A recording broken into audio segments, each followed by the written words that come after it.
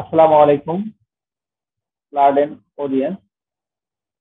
আমাকে যারা শুনছেন, আমি প্রথমে আমার পরিচয়টা দিচ্ছি। আমি doctor Mohammad Abdul Kadir Gani, junior consultant medicine, উপজেলা স্বাস্থ্য কমপ্লেক্স, কালীগঞ্জ, লালমনিরহাট। আমি এমবিবিএস পাস করেছি স্যার সলিমুল্লাহ মেডিকেল কলেজ থেকে 2007-এ। এফসিপিএস করেছি 2018 জানুয়ারিতে। আজকে জেনেসিস আয়োজিত এই লাইভ প্রোগ্রামে আমি চেস্ট পেইন ইভালুয়েশন নিয়ে দু একটি কথা বলবো। আশা করি সবার প্র্যাকটিস লাইফে এটি খুব উপকারে আসবে। আমি প্রথমে বলতে চাই যেটা বুকে ব্যথা নিয়ে অধিকাংশ রোগী দেখা যায় এমার্জেন্সি ডিপার্টমেন্টেই বেশি আসে। এছাড়াও কিছু রোগী আউটপেশেন্ট ডিপার্টমেন্টেও আসে। বুকে ব্যথা রোগীদের ম্যাক্সিমাম কারণগুলোর মধ্যে সবচেয়ে বেশি যে কারণগুলো দেখা যায় সেটা হচ্ছে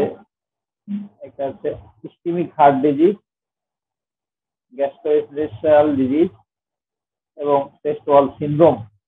এই তিনটি ম্যাক্সিমাম রোগীদের ক্ষেত্রে পাওয়া যায়। তো বুকে ব্যথা রোগী আসলে আসলে আমাদের যেটা উচিত, বুকে ব্যথাটা কার্ডিয়াক আর নন কার্ডিয়াক এই দুইটা পৃথক করা প্রথমেই আমাদের কর্তব্য। কারণ পেশেন্টটা যদি কার্ডিয়াক হয়, তাহলে আমরা যদি তাকে করে যদি ইভালুয়েট না করি, তাহলে এটা তার জীবন বিনষ্ট করার একটা কারণ হয়ে দাঁড়াবে। তাই বুকে ব্যথা নিয়ে আসলে প্রথমেই আমাদের উচিত কার্ডিয়াক কজ কিনা, প্রথমেই কার্ডিয়াক কজকে এক্সক্লুড করা। এছাড়াও কিছু লাইফ থ্রেটানিং কন্ডিশন আছে, সেগুলোকে আমাদের গুরুত্ব দিতে হবে। যেমন পালমোনারি এম্বোলিজম, অ্যাওর্টিক ডিসেকশন, এই লাইফ থ্রেটানিং কন্ডিশন প্লাস নিউমোথরাক্স, এই লাইফ থ্রেটানিং কন্ডিশন গুলোকে প্রথমে আমাদের এক্সক্লুড করে নেওয়া উচিত। তারপরে অন্যান্য কারণগুলোর দিকে আমাদের কনসেন্ট্রেট করা উচিত। তো আমি প্রথমে বলতে চাই যে চেস্ট পেইন ইভালুয়েশনের ক্ষেত্রে আমরা যদি কার্ডিয়াক কজ চিন্তা করে ওভার ট্রিটমেন্টও করে ফেলি, আসলে এটা দোষের হবে না। কার্ডিয়াক কজকে ওভার ট্রিটমেন্ট করলেও এটা দোষের কিছু হবে না। কারণ কার্ডিয়াক কজে যে কোনো মুহূর্তে যে কোনো অ্যাক্সিডেন্ট ঘটতে পারে। আমরা কার্ডিয়াক এবং নন কার্ডিয়াক কজকে কিভাবে পৃথক করতে পারি, এখানে মনে রাখতে হবে কার্ডিয়াক কজের সঙ্গে যে কার্ডিয়াক চেস্ট পেইন অলওয়েজ এক্সারশনের সঙ্গে সম্পর্কিত, এক্সারসাইজের সঙ্গে সম্পর্কিত, ইমোশনাল স্টেটের সঙ্গে সম্পর্কিত, আপনার হেভি মিল এর সঙ্গে সম্পর্কিত এবং এনভায়রনমেন্টাল কজ, বিশেষ করে কোল্ড এক্সপোজার সঙ্গে সম্পর্কিত। ডিউরিং এক্সারশন যদি চেস্ট পেইন হয়, তাহলে আমাদের সব সময় কনসিডার করতে হবে এটা কার্ডিয়াক কজ। যদি আফটার এক্সারশন বা আফটার এক্সারসাইজ কোনো চেস্ট পেইন হয়, এটা নন কার্ডিয়াক হওয়ার সম্ভাবনাই বেশি। During exertion, during exercise chest পেইনটাকেই আমাদের কার্ডিয়াক কজ হিসাবে ধরতে হবে। তো কার্ডিয়াক কজ এবং নন কার্ডিয়াক কজের মধ্যে আরো কিছু ডিফারেন্সিয়েটিং পয়েন্ট হচ্ছে, কার্ডিয়াক কজ অলওয়েজ হবে সেন্ট্রাল এবং ডিফিউজ, নন কার্ডিয়াক কজ হবে পেরিফেরাল এবং লোকালাইজ। এবং কার্ডিয়াক চেস্ট পেইনটা এটা ক্যারেক্টার হবে টাইট হবে, স্কুইজিং হবে, চোকিং হবে, এই ক্যারেক্টার হবে। নন কার্ডিয়াকটা সবসময় শার্প হতে পারে, স্ট্যাবিং হতে পারে, ক্যাচিং পেইন হতে পারে।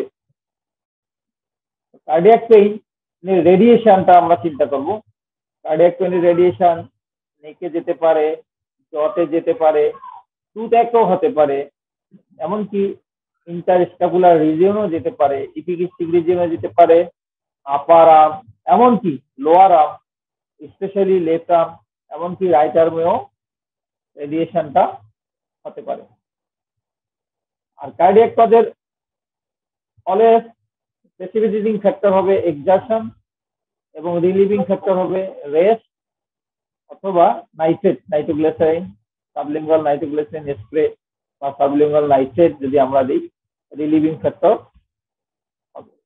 আর কার্ডিয়াক পেইনের সঙ্গে অ্যাসোসিয়েটেড যে ফিচারগুলো থাকবে অন্যান্য, ব্রেথলেসনেস থাকতে পারে, পালপিটেশন থাকতে পারে, সিনকোপ থাকতে পারে এবং পেশেন্ট শকেও যেতে পারে।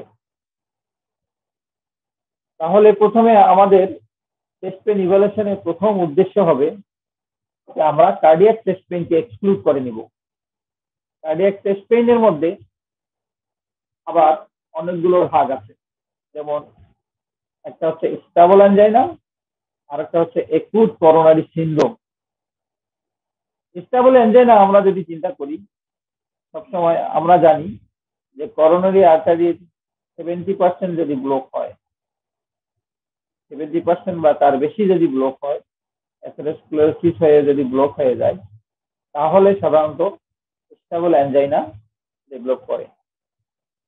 পেশেন্ট এক্সারশনের সময় চেস্ট পেইন হচ্ছে, আবার রেস্ট নিলে 5 মিনিটের মধ্যে রিলিফ হয়ে যাচ্ছে, বা সাবলিঙ্গুয়াল স্প্রে দিলে 5 মিনিটের মধ্যে রিলিফ হয়ে যাচ্ছে, এটা হচ্ছে স্টেবল অ্যানজাইনা। আর একুট করোনারি সিনড্রোম সাধারণত দেখা যায় যে chest pain, ongoing chest pain হচ্ছে, রেস্টেও কমতেছে না, সাবলিঙ্গুয়াল স্প্রেতেও কমতেছে না, এবং চেস্ট পেইনটা গ্রাজুয়ালি টাইম বাই টাইম এটা ইনক্রিজ করতেছে, তখন এটাকে আমরা একুট করোনারি সিনড্রোম হিসাবে চিন্তা করব। একুট করোনারি সিনড্রোম আবার দুই টাইপের, সেটা হচ্ছে এসটি এলিভেটেড এমআই এবং নন এসটি এলিভেটেড এমআই। এখন এর একটা রোগী, বিশেষ করে adult male more than 30 years and post menopausal female যদি কমপ্লেন করে রেস্টোস্টেরল চেস্ট পেইন, অলওয়েজ আমরা সাসপেক্ট করব মায়োকার্ডিয়াল ইনফার্কশন বা myocardial ischaemia until otherwise prove. Chest pain evaluation এর ক্ষেত্রে আমরা কার্ডিয়াক কজ যখন আমরা পাবো, তখনই আমাদের উচিত হবে ইমিডিয়েটলি একটা ইসিজি করে নেওয়া। ইসিজিতে আমরা 1/3 পেশেন্টের ক্ষেত্রে ইসিজি আমরা নর্মালও পাইতে পারি, আবার ইসিজিতে ইসকিমিক চেঞ্জ টি ইনভার্সন পেতে পারি, এসটি ডিপ্রেশন পেতে পারি, আবার এসটি এলিভেশনও পেতে পারি। এসটি ডিপ্রেশন আমরা জানি 3 টাইপের, একটা হচ্ছে horizontal ST depression, down sloping ST depression and up sloping ST depression. আমরা সবাই জানি যে down sloping and horizontal ST depression significant for myocardial ischemia. Upsloping ST depression সাধারণত সাইনাস ট্যাকিকার্ডিয়ার ক্ষেত্রে পাওয়া যায়। তো আমরা যখনই আবার 1/3 ক্ষেত্রে আমরা ইসিজি নর্মালও পেতে পারি, সেক্ষেত্রে অলওয়েজ যদি ক্লিনিক্যালি আমাদের মনে হয় যে এটা ischaemic heart disease, stable angina অথবা অ্যাকুট করোনারি সিনড্রোম, অবশ্যই কার্ডিয়াক ট্রিটমেন্ট আমাদের শুরু করতে হবে। ইসকিমিক হার্ট ডিজিজের ট্রিটমেন্ট শুরু করতে হবে। স্টেবল অ্যানজাইনা যদি হয়, ইসকিমিক হার্ট ডিজিজে আমরা ওষুধ শুরু করব এবং ফার্দার ইনভেস্টিগেশনে যাব। যদি অ্যাকুট করোনারি সিনড্রোম হয়, তাহলে আমরা লোডিং ডোজ, যেটা আমরা সবসময় দিই, অ্যাসপিরিন 300 মিলিগ্রাম এবং নতুন ডেভিডসনের ticagrelor 300 milligram, metoprolol 50 to 100 milligram loading dose দিয়ে আমরা সিসিউতে রেফার করব। এবং যদি চেস্ট পেইন সিভিয়ার হয়, আমরা পেইন রিলিফের জন্য আমরা প্যাথিডিন ভার্গন দিতে পারি অথবা নেলবিউপ্রোফেন ভার্গন দিতে পারি, দিয়ে আমরা পিসিইউতে আমরা রেফার করে দেব। এখন আমি চেস্ট পেন ইভালুয়েশনের অন্যান্য দিক নিয়ে একটু আলোচনা করব। আমরা প্র্যাকটিসে ইসকেমিক হার্ট ডিজিজ ছাড়া চেস্ট পেইনের যেসব কারণ সবসময় পাই, এরপরে যেটা পাই আমরা যদি চিন্তা করি যে সেন্ট্রাল চেস্ট পেইনের আর কি কি কারণ হতে পারে, একটা হচ্ছে কার্ডিয়াক চিন্তা করলাম, এরপরে আমাদের আছে ইসোফেগাস। ইসোফেগাসে আমরা চিন্তা করব এটা গ্যাস্ট্রোএসোফেজিয়াল রিফ্লাক্স ডিজিজ কিনা, ইসোফেজিয়াল স্প্রাজম কিনা,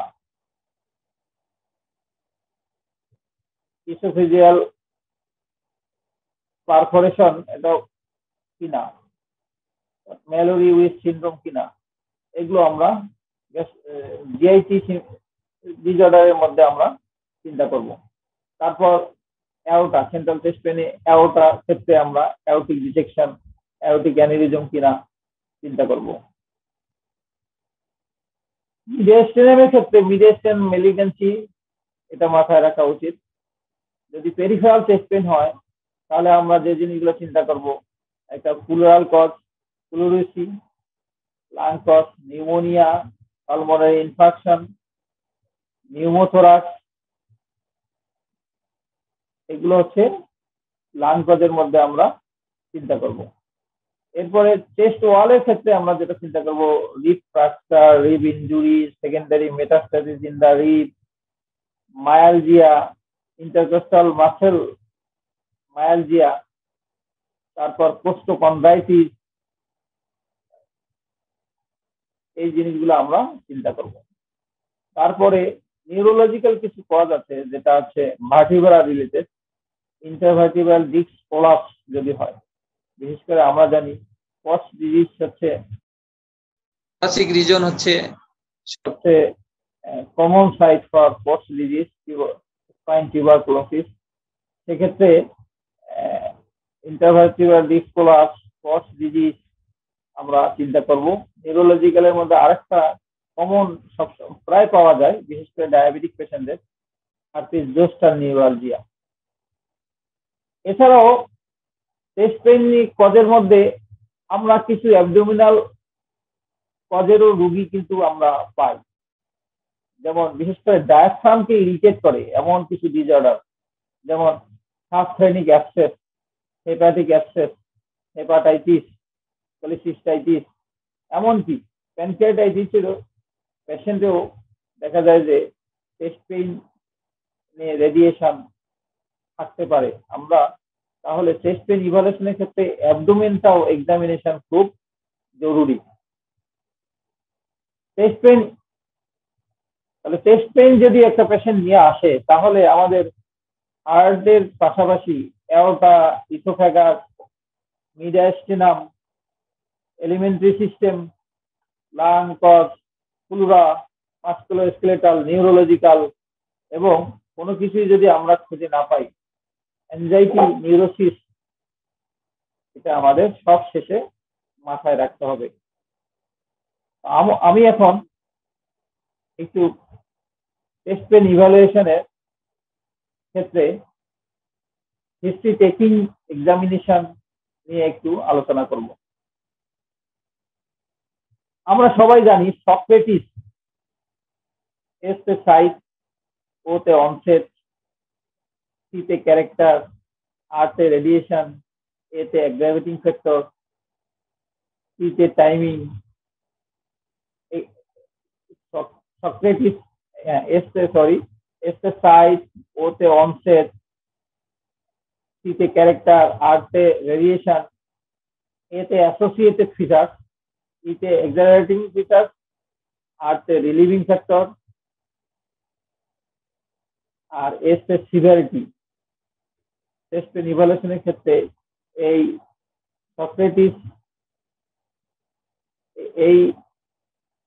সক্রেটিসের মাধ্যমে যদি আমরা ইভালুয়েশন করি তাহলে আমরা সঠিক ডায়াগনোসিসে করতে পারবো। এখন আমি বলবো সাইট, প্রথমে সাইট নিয়ে। সাইট একটা হচ্ছে সেন্ট্রাল চেস্ট পেইন।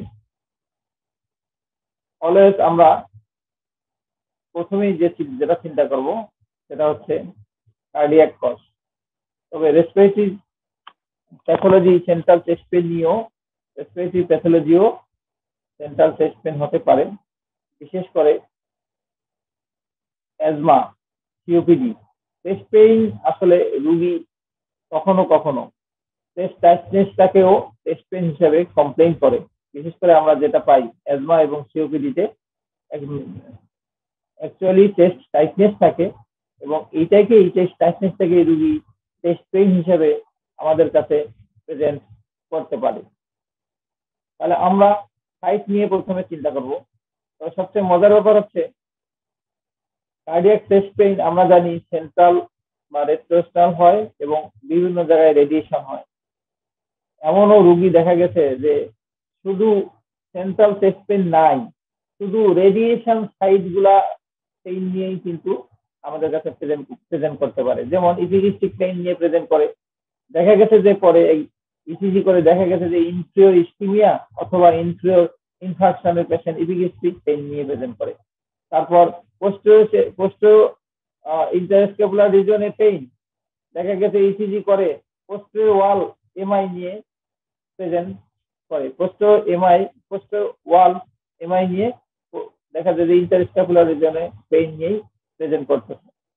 এমন কিছু কিছু ক্ষেত্রে দেখা গেছে যে বিশেষ করে এল্ডারলি পেশেন্ট গুলা এবং ডায়াবেটিক পেশেন্ট এবং বিভিন্ন ডিজেনারেটিভ নিউরোলজিক্যাল ডিজিজের ক্ষেত্রে এই সমস্ত রোগী সাইলেন্ট চেস্ট পেইন নিয়েও প্রেজেন্ট করে। দেখা গেছে যে রোগী একটু আনইজি লাগছে, সোয়েটিং হচ্ছে, রোগী বলতেছে না চেস্ট পেইন, বা সে বুঝতেই পারতেছে না তার চেস্ট পেইন হচ্ছে, কিন্তু ইসিজি করে দেখা গেছে যে এক্সটেন্সিভ এনফ্লেমাই। তাহলে এল্ডারলি পেশেন্ট গুলো যেগুলো neurological disease, stroke, Parkinson's disease, diabetic patient, এই সমস্ত রোগীদের ক্ষেত্রে আমাদেরকে চেস্ট পেইন না থাকলেও আমাদের ইভালুয়েট করতে হবে তার কার্ডিয়াক ডিজিজ আছে কিনা, এমআই আছে কিনা। এমনি একটু আনইজি যদি ফিল করে তাহলে দেখা গেছে যে তাদের আমার কার্ডিয়াক ইভালুয়েশনটা খুব বেশি জরুরি। এবার আসি মাস্কুলোস্কেলেটাল চেস্ট পেইনের সাইট অলওয়েজ লোকালাইজ হবে। ট্রমাটিক চেস্ট পেইন হোক বা কোস্টোকন্ডাইটিস হোক, অলওয়েজ কি হবে, লোকালাইজ পেইন হবে এবং লোকাল টেন্ডারনেস আমরা পাবো। পেপটিক আলসার ডিজিজ বা গ্যাস্ট্রোএসোফেজিয়াল রিফ্লাক্স ডিজিজের চেস্ট পেইনটা লোয়ার চেস্ট হবে বা ইপিগ্যাস্ট্রিয়ামে হবে। অনেক সময় হার্টবার্ন হিসেবেও এসোফেজিয়াল রিফ্লাক্স হার্টবার্ন হিসেবেও আমরা আমাদের কাছে পরিচিত। এবার আসি আমি নেশা নিয়ে কথা বলবো। অনেক সময় আসলে শুধু যে চেস্ট পেইন নিয়েই রুগী বলবে তা না, রুগী চেস্ট ডিসকমফোর্ট নিয়েও প্রেজেন্ট করতে পারে, চেস্টে প্রেশার হেভিনেস নিয়েও প্রেজেন্ট করতে পারে। Plural chest pain always sharp হবে এবং স্ট্যাবিং পেইন হবে, এবং এটাকে আমরা অনেক সময় ক্যাচিং পেইনও বলি। দেখা যায় রুগী চেম্বারে আসতেছে, সে ল্যাটারাল ওয়ালে হাত দিয়ে আসতেছে যে স্যার শ্বাস নিতে কষ্ট হচ্ছে, আমি শ্বাস নিতে পারছি না, বুকে ব্যথা হচ্ছে, শ্বাস নিতে পারছি না, আমাকে বাঁচান। এটা কিন্তু প্লুরাল চেস্ট পেইন। সেই একই রকম স্টাবিং বা শার্প পেইন বা ক্যাচিং পেইন নিয়ে যদি সেন্ট্রাল রিজনে হয় তাহলে আমাদের মাথায় রাখা উচিত এটা পেরিকার্ডাইটিস কিনা। অনেক সময় মাস্কুলোস্কেলেটাল পেইন কিন্তু ব্রিদিং এর সাথে অনেকটা সম্পর্কিত। দেখা যায় যে ডিউরিং রেসপিরেশন মাস্কুলোস্কেলেটাল পেইনও কিন্তু অ্যাগ্রাভেট করে। আর হচ্ছে নার্ভ রুট পেইন, যেটা দেখা যায় বিশেষ করে ইন্টারভার্টিব্রাল ডিসক প্রলাপস, যদিও thoracic region এ আনকমন, তারপরেও বিশেষ করে নার্ভ রুট পেইন হয় যদি অস্টিওপোরোসিস হয়ে কোলাপস হয়, তারপর পক্স ডিজিজ হয়, সেক্ষেত্রে যে নার্ভ রুট পেইন হয়, যদি ইউনিল্যাটারাল হয় তাহলে ওই রুট বরাবর পেইন হবে, আর যদি বাইল্যাটারাল হয় পুরা চেস্ট ওয়াল জুড়েই পেইন হবে। এখন আমি বলবো যে রেডিয়েশন নিয়ে মোটামুটি কথা বলা হয়ে গেছে। নার্ভ রুটের পেইনটা হবে মোটামুটি ব্যান্ড লাইক, দুই পাশে ব্যান্ড লাইক পেইন হবে। বিশেষ করে এই চেস্ট পেইনের রুগী, এরকম কিছু রুগী দেখা যায় যে পক্স ডিজিজ বা কোলাপস হয়ে নার্ভ রুট কম্প্রেশন হয়ে চেস্ট পেইন নিয়ে বহুত দিন ইসকেমিক হার্ট ডিজিজের চিকিৎসা পেয়ে যাচ্ছে, এরকম দুই একটা রুগীও কিন্তু আমরা আমাদের প্র্যাকটিস লাইফে আমরা পেয়েছি। তো সেক্ষেত্রে যদি আসলে চেস্ট পেইনটা যদি ব্যান্ড লাইক হয় তাহলে ডরসাল ভার্টিব্রা, ডরসাল কলামটা একটু ইভালুয়েশন করা কিন্তু জরুরি। এবার আসি অনসেট। যদি ভেরি সাডেন অনসেট হয় তাহলে আমাদের মাথায় কি কি আসা উচিত? ভেরি সাডেন অনসেট হলে একটা হচ্ছে মায়োকার্ডিয়াল ইনফার্কশন, একটা হচ্ছে নিউমোথোরাক্স, পালমোনারি এম্বোলিজম এবং aortic dissection. Very sudden onset এটা হলে এই চারটা জিনিস আমাদের চিন্তা করতে হবে। বিশেষ করে একুট মায়োকার্ডিয়াল ইনফার্কশনের রোগী সাডেন অনসেট হয়ে আসতে পারে, আবার একটা ব্যাকগ্রাউন্ড হিস্ট্রি থাকতে পারে, স্টেবল এনজাইনার একটা background history followed by sudden central chest pain থাকতে পারে। আর পালমোনারি এম্বোলিজমের পেশেন্ট যদিও আমরা প্র্যাকটিসিং লাইফে খুব সচরাচর এত পাই না, তারপরেও যদি রিস্ক ফ্যাক্টর থাকে, বিশেষ করে রিসেন্ট একটা major operation, recent bed ridden patient, prolong immobilisation, এরকম কোনো হিস্ট্রি থাকে, তাহলে যদি সাডেন সেন্ট্রাল চেস্ট পেইন নিয়ে আসে রোগী, এবং তাহলে আমরা পালমোনারি এম্বোলিজম কিনা এটা আমরা চিন্তা করব। অ্যাওর্টিক ডিসেকশন, বিশেষ করে অ্যাওর্টিক ডিসেকশন রোগীর পেশেন্টের পেইনটা হবে sudden severe tearing in nature, sudden severe pain, chest pain, এবং সেটা হবে টিয়ারিং ইন নেচার। সেক্ষেত্রে আমরা রোগীর দেখা যাচ্ছে ফার্স্ট অ্যাসিমেট্রিক্যাল পাবো, ডিপি দুই হাতে অ্যাসিমেট্রিক্যাল পাবো যদি এরকম পাই, এবং তাহলে আমরা অ্যাওর্টিক ডিসেকশন কিনা আমরা চিন্তা করব। এটা গেল সাডেন যদি হয়। ক্রনিক পেইন যদি হয় সেক্ষেত্রে আমরা দেখবো যে ক্রনিক পেইনের মধ্যে একটা আছে স্টেবল অ্যানজাইনা, ক্রনিক পেইনের মধ্যে চেস্ট ওয়াল পেইন হইতে পারে, লাং কজ হইতে পারে, অন্যান্য কজগুলো আমরা চিন্তা করব। এখন আসি প্রেসিপিটেটিং ফ্যাক্টর। প্রেসিপিটেটিং ফ্যাক্টর আমি আগে বললাম যে এক্সারশন, ডিউরিং এক্সারশন যদি হয় তাহলে অবশ্যই কার্ডিয়াক কজ আমরা চিন্তা করব। আফটার এক্সারশন যদি হয়, এক্সারশনের পরে হচ্ছে, তাহলে মাসকুলোস্কেলেটাল চিন্তা করা উচিত। আর যেটা বলে যে কফিং ব্রিদিং এর ফলে যদি বাড়ে, কফিং ব্রিদিং এর ফলে বাড়ে, তাহলে আমরা প্লুরাল কজ। যদি মুভমেন্ট, বিশেষ করে মুভমেন্টের সঙ্গে যদি অ্যাগ্রাভেট করে, বিশেষ করে বলা হচ্ছে যে টুইস্টিং মুভমেন্ট, বেন্ডিং মুভমেন্ট বা স্ট্রেচিং মুভমেন্ট, এরকম মুভমেন্টের সঙ্গে যে পেইনটা অ্যাগ্রাভেট করবে সেই পেইনটা আমরা মাসকুলোস্কেলেটাল কিনা আমরা এটা চিন্তা করব। রিলিভিং ফ্যাক্টর সম্পর্কে আমি বলতে চাই যেটা যে রেস্ট এবং সাবলিঙ্গুয়াল নাইট্রোগ্লিসারিনের দিয়ে যদি পেইন রিলিভ হয় তাহলে আমরা স্টেবল অ্যানজাইনা চিন্তা করব। আর যদি টিপিক্যাল কার্ডিয়াক পেইন কিন্তু রেস্ট বা সাবলিঙ্গুয়াল স্প্রে দিয়েও যদি রিলিফ না হয় তাহলে আমরা আনস্টেবল এনজাইনা বা এমআই কিনা আমরা এটা চিন্তা করব। এখানে মজার ব্যাপার হচ্ছে এসোফেজিয়াল স্প্যাজম অনেক সময় সাবলিঙ্গাল স্প্রে দিয়ে কিন্তু রিলিফ হতে পারে। এক্ষেত্রেও আমাদের মাথায় রাখতে হবে যে এটা এসোফেজিয়াল স্প্যাজম, কিন্তু সাবলিঙ্গাল স্প্রের মাধ্যমে কিছুটা রিলিফ হয়। অ্যান্টাসিড প্রিপারেশন দিয়ে, অ্যান্টাসিড সাসপেনশন দিয়ে যদি রিলিফ হয় তাহলে এটা এসোফেজিয়াল রিফ্লাক্স ডিজিজ বা পেপটিক আলসার ডিজিজ। ব্রঙ্কোডাইলেটর দিয়ে যদি রিলিফ হয় তাহলে অ্যাজমা বা ক্রনিক অবস্ট্রাকটিভ এয়ারওয়ে ডিজিজ, এটা আমরা চিন্তা করব। এখন অ্যাসোসিয়েটেড ফিচার খুব বেশি জরুরি। একটা রোগী কার্ডিয়াক চেস্ট পেইন নিয়ে আসছে, বিশেষ করে স্টেবল এনজাইমের ক্ষেত্রে হয়তো অ্যাসোসিয়েটেড ফিচার তেমন আমরা নাও পাইতে পারি, কিন্তু আনস্টেবল এনজাইনা, এমআই, এই বিশেষ করে একুট ক্রনিক সিনড্রোম যেটা, সেই ক্ষেত্রে আমরা অ্যাসোসিয়েটেড ফিচার্স গুলোর মধ্যে আমরা এক্ষেত্রে অটোনমিক ডিসফাংশনের যে ফিচার্স গুলা, নসিয়া, ভমিটিং, সোয়েটিং, প্যালো, ব্রেথলেসনেস, এই জিনিসগুলো কিন্তু আমরা পাবো। এমনকি পালপিটেশন, সিনকোপ, এই জিনিসগুলো কিন্তু আমরা পাবো। আর কার্ডিয়াক ডিজিজের ক্ষেত্রে আরো আমরা কিছু জিনিস পাই, যেমন অর্থোপনিয়া, প্যারক্সিসমাল নকটার্নাল ডিসনিয়া। তারপর আরেকটা আমরা পাই যে ডিউরিং,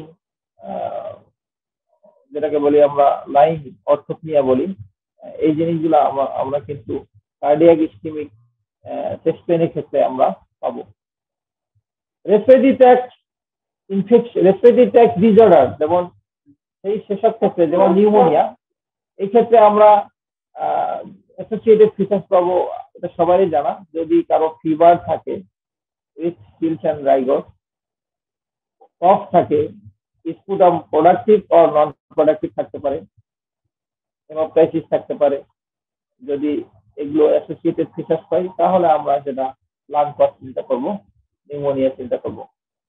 তাহলে পালমোনারি এম্বোলিজমের ক্ষেত্রে অ্যাসোসিয়েটেড ফিচার্স কি থাকতে পারে?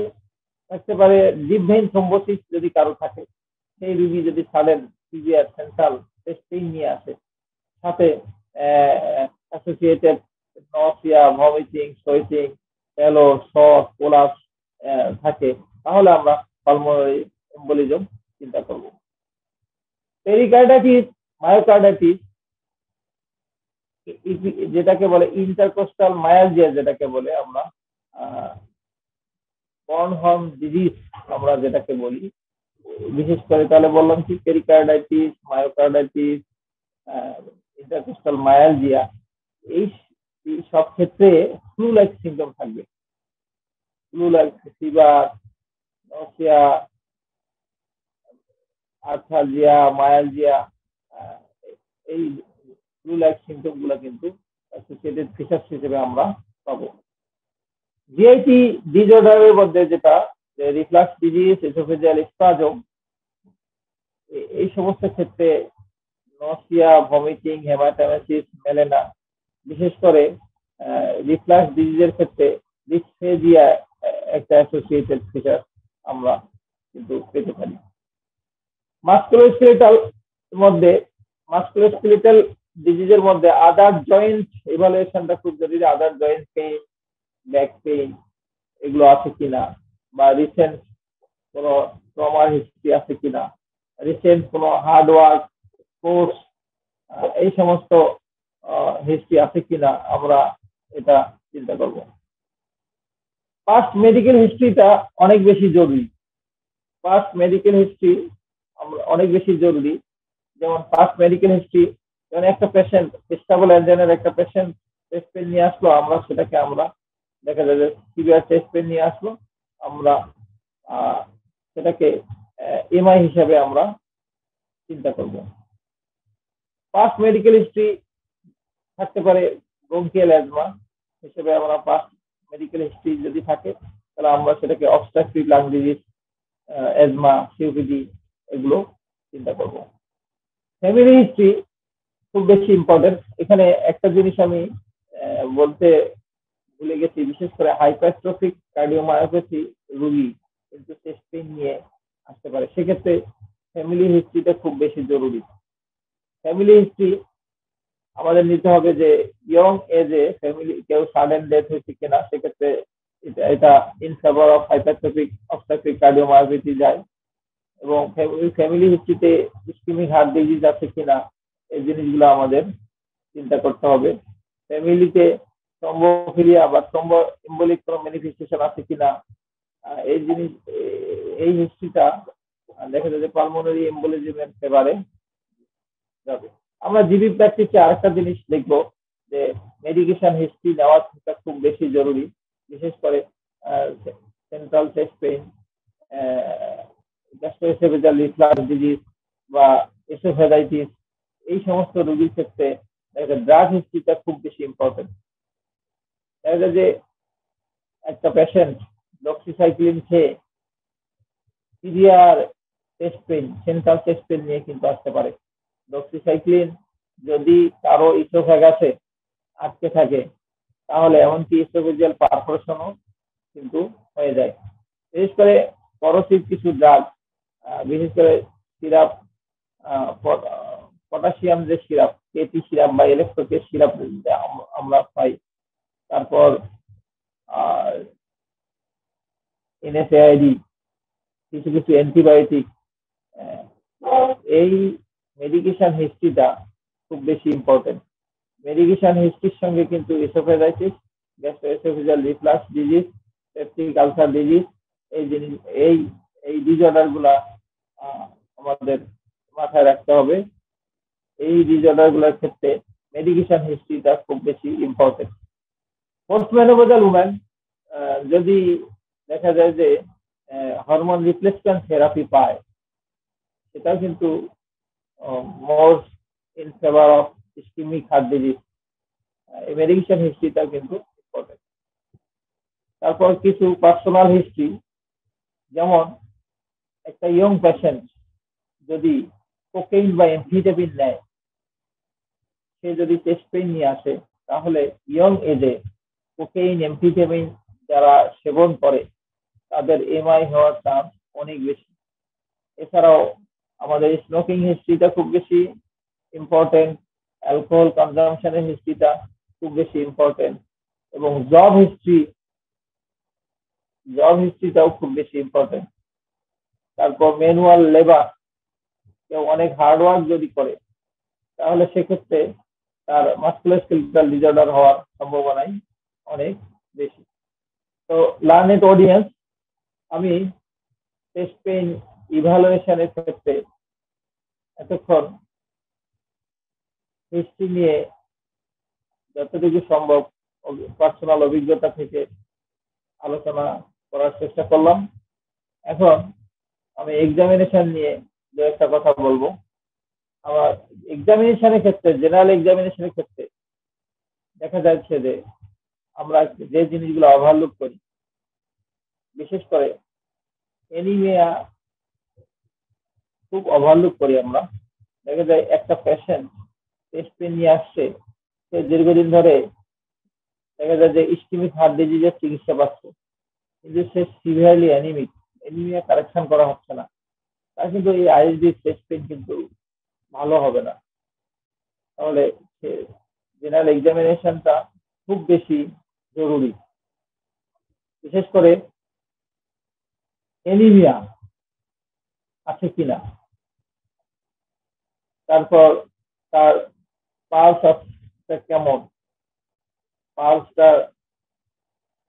রেট, রিদম, ক্যারেক্টার, ভলিউম, এই জিনিসটা অ্যাসিমেট্রি আছে কিনা, কোথাও ব্রুই আছে কিনা, এই জিনিসগুলো আমাদের খেয়াল রাখতে হবে।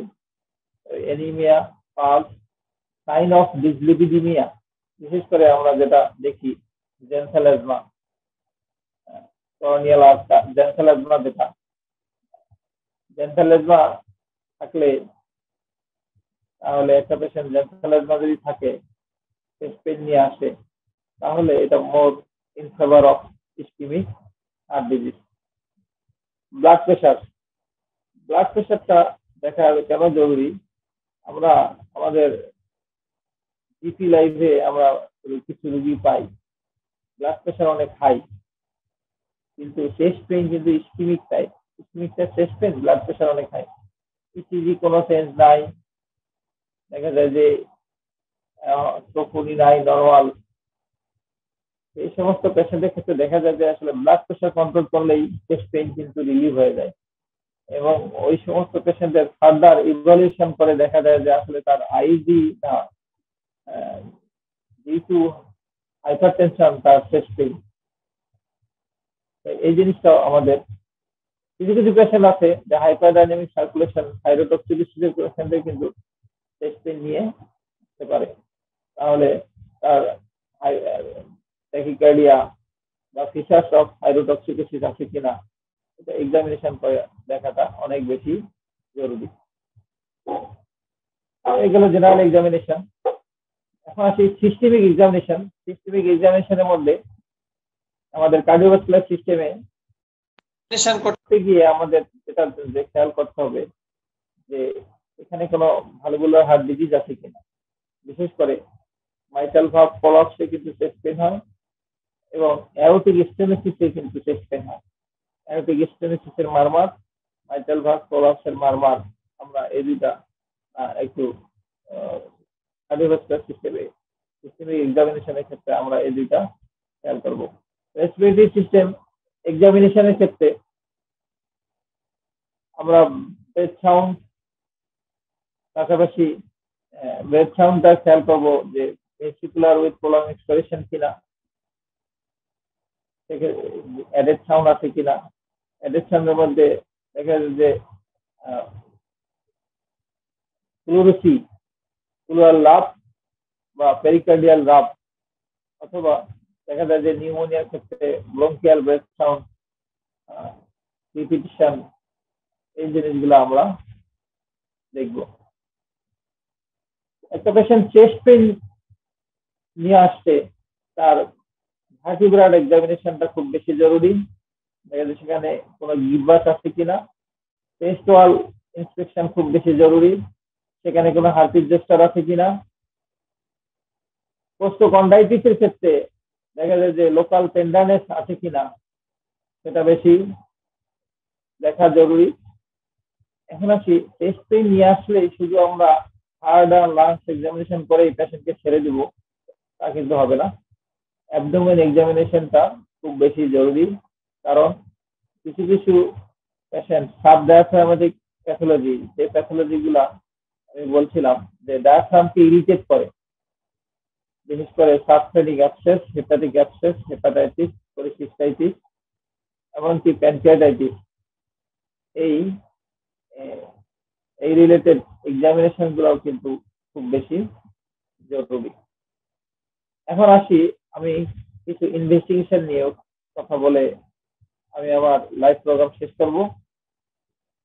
যেটা বলতে চাই যে ইনভেস্টিগেশন, একটা পেশেন্ট চেস্ট পেইন নিয়ে আসলো, মোর দেন 30 ইয়ার্স ওল্ড মেল অথবা পোস্ট মেনোপজাল ফিমেল, এই সমস্ত পেশেন্টের ক্ষেত্রে চেস্ট পেইনের ক্ষেত্রে সবচেয়ে যেটা জরুরি একটা ইসিজি করা। ইসিজি করে ইসিজি ফাইন্ডিংস, আমাদের বিশেষ করে আইএসডি ইসিজি ফাইন্ডিংস মিস করাটা ভারী অন্যায়। অনেক পেশেন্টে পাওয়া যায় যে আসলে ইসিজিতে চেঞ্জ আছে কিন্তু আইএসডি চিকিৎসা পায় না, এটা আসলে দুঃখজনক। ইসিজি চেঞ্জ থাকলে বা ইসিজি ওয়ান সাকসেসে কিন্তু চেঞ্জ নাও থাকতে পারে, সেক্ষেত্রেও আমাদেরকে যদি আমাদের ক্লিনিক্যালি মনে হয় ইসকেমিক হার্ট ডিজিজ, তাহলে আমাদের ইসকেমিক হার্ট ডিজিজের চিকিৎসা দিতে হবে।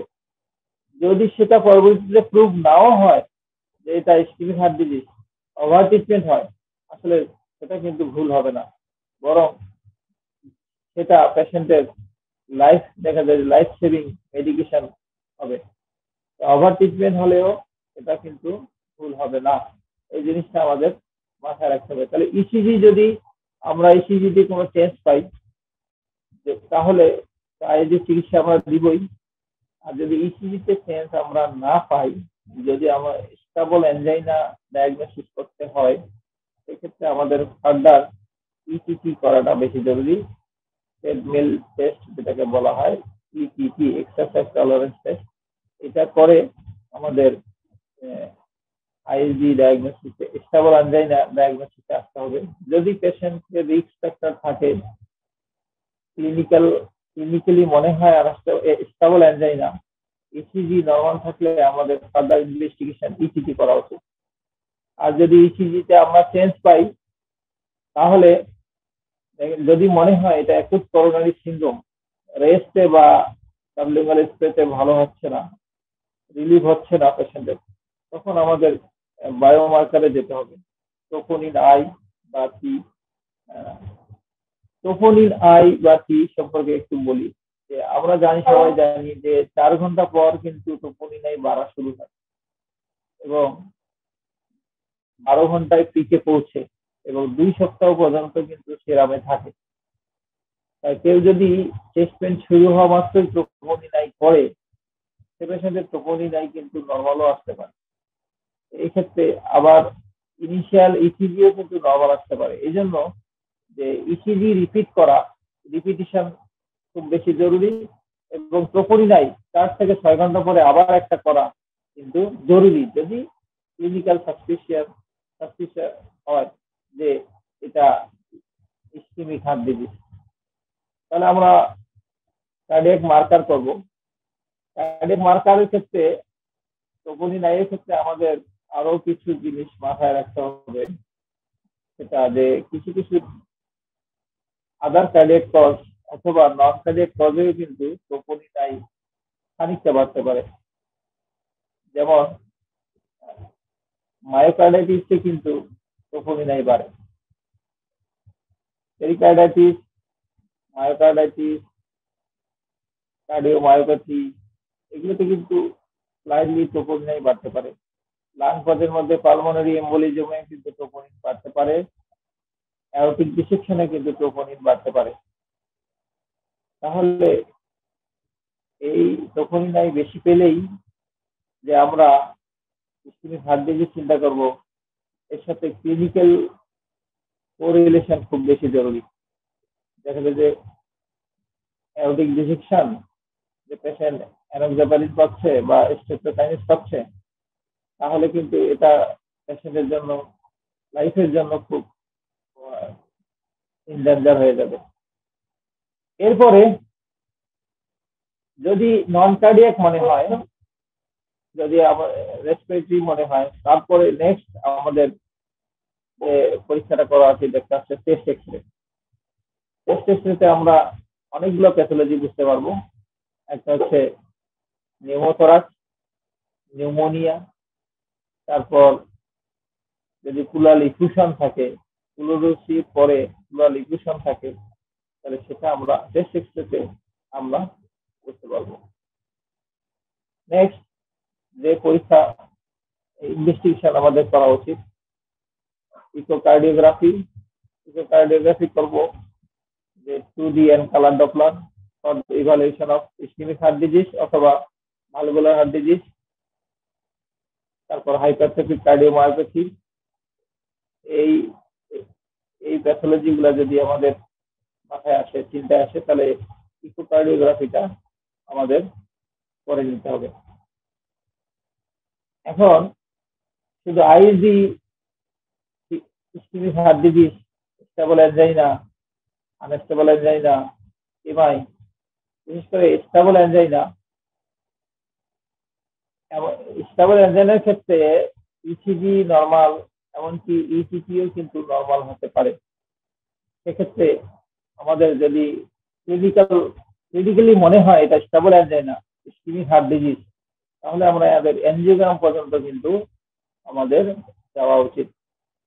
বিশেষ করে যদি আনস্টেবল অ্যানজাইনা বা MI, myocardial infarction, ST elevated হোক আর নন ST এলিভেটেড হোক, অ্যাকুট কন্ডিশন রিলিভ হওয়ার পরে আমাদের এনজিওগ্রাম করা উচিত। পরে ডেফিনিটিভ ট্রিটমেন্ট, যেটা এনজিওপ্লাস্টি অথবা বাইপাস সার্জারি, ওই পর্যন্ত কিন্তু আমাদের আগানো উচিত। শুধু কিছু ঔষধ সারা জীবন খেয়ে যাবে ডেফিনিটিভ ট্রিটমেন্ট পাবে না, আসলে এর মধ্যে সীমাবদ্ধ থাকা উচিত না। যদি আমাদের মাথায় পালমোনারি এম্বোলিজম চিন্তা আসে, বিশেষ করে হিস্ট্রি এবং এক্সামিনেশনে যদি মনে হয় পালমোনারি এম্বোলিজম, তাহলে ডি ডাইমার আমাদের করে নেওয়া উচিত। যদি ডি ডাইমার আমরা বেশি পাই, তাহলে সিটি পালমোনারি এনজিওগ্রাম করা উচিত। যদি পালমোনারি এম্বোলিজম ডায়াগনোস হয় ক্লিনিক্যালি এবং ডি ডাইমার বেশি হয়, তাহলে পালমোনারি এম্বোলিজমের ডেফিনিটিভ চিকিৎসা দেওয়া উচিত। এই ছিল আসলে আজকের মোটামুটি চেস্ট পেইন ইভালুয়েশনে হিস্ট্রি এক্সামিনেশন এবং নেসেসারি ইনভেস্টিগেশন। সবশেষে আমি আরেকটা জিনিস একটু বলবো, যদি কোনো কিছুর সঙ্গেই আমরা মিলাইতে না পারি, বিশেষ করে ইয়ং পেশেন্ট ফিমেল পেশেন্টদের ক্ষেত্রে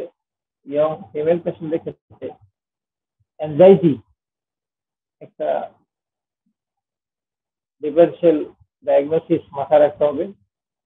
সেক্ষেত্রে অ্যাংজাইটি কিন্তু চেস্ট পেইন নিয়ে আসে, এগুলো কিন্তু আমরা সচরাচর পাই। অ্যাংজাইটি চেস্ট পেইনের সঙ্গে কিন্তু ব্রেথলেসনেসও থাকে, পালপিটেশনও থাকে, এমনকি তারা বলে ডিসপেজিয়াও থাকে, এবং তারা বলে যে কম্প্রেশন, বিশেষ করে foreign body sensation in the throat থাকে, ড্রাই মাউথ থাকে, ইনসোমনিয়া থাকে এবং আদার ফাংশনাল ডিসঅর্ডার থাকে।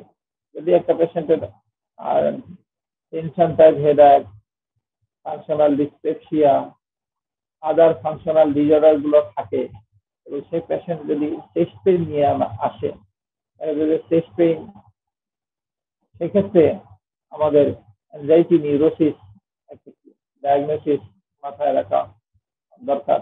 তবে কখনো ওল্ড এজের ক্ষেত্রে, এলডারলি এজের ক্ষেত্রে বা যাদের রিস্ক ফ্যাক্টর আছে, তাদের ক্ষেত্রে অ্যাংজাইটি ডায়াগনোসিস করার আগে অনেকবার চিন্তা করা উচিত। আরেকটা জিনিস মাথায় রাখতে হবে যে চেস্ট পেইন অলওয়েজ একজন নর্মাল মানুষের যদি বুকে ব্যথা হয়, তার কিন্তু অ্যাংজাইটি হওয়াটা স্বাভাবিক।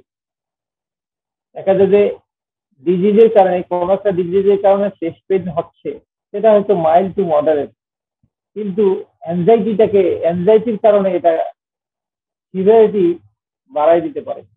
তাহলে চেস্ট পেইন আসলেই অ্যাংজাইটি, এটা প্রথমে না, এই ডায়াগনোসিসটা প্রথমে মনে না করে আমাদের ডায়াগনোসিস অফ এক্সক্লুশন হিসেবে আসলে নেওয়া উচিত। বিশেষ করে যাদের রিস্ক ফ্যাক্টর আছে এবং এলডারলি পেশেন্ট, তাদের ক্ষেত্রে চেস্ট পেইন ফাংশনাল ডিসঅর্ডার হিসাবে প্রথমে নেওয়া উচিত না। এটা হচ্ছে diagnosis of exclusion. Chest pain এমন একটা কমপ্লেন, আসলে যেটা ইমার্জেন্সি ডিপার্টমেন্ট হোক, আর আউটপেশেন্ট ডিপার্টমেন্ট হোক, আর ইন জিপি প্র্যাকটিস হোক, সবখানে কিন্তু চেস্ট পেইন নিয়ে অনেক রুগী আসবে। এইটা শুধু চেস্ট পেইন এর ইসকেমিক হার্ট ডিজিজের চিকিৎসা শুধু কার্ডিওলজিস্ট জানবে বিষয়টা তা না, এটা আমাদের সবাইরই জানা উচিত। এবং চেস্ট পেইন যে ইসকেমিক হার্ট ডিজিজ কি না, ইসকেমিক হার্ট ডিজিজটা ডায়াগনোসিস করা বা ডায়াগনোসিসটা করে এর চিকিৎসা দেওয়া, প্রাথমিক চিকিৎসা দেওয়া, দিয়ে রেফার করা, এটা আমাদের সবারই পারা উচিত বলে আমি মনে করি। তো লার্নেড অডিয়েন্স, এই ছিল আজকের চেস্ট পেইন ইভালুয়েশনের তথ্য। আসলে আমি লাইভ প্রোগ্রাম, আসলে আজকে এটাই আমার ফার্স্ট লাইভ প্রোগ্রাম, সেই কারণে হয়তো ফ্লুয়েন্সি এত ভালো ছিল না, একটু এলোমেলো হয়েছে বলতে, সবাই ক্ষমা সুন্দর দৃষ্টিতে দেখবেন। এবং আমার এই লাইভ প্রোগ্রামের মাধ্যমে যদি আপনাদের কারো সামান্য উপকারে আসে, তাহলে আমার জন্য দোয়া করবেন।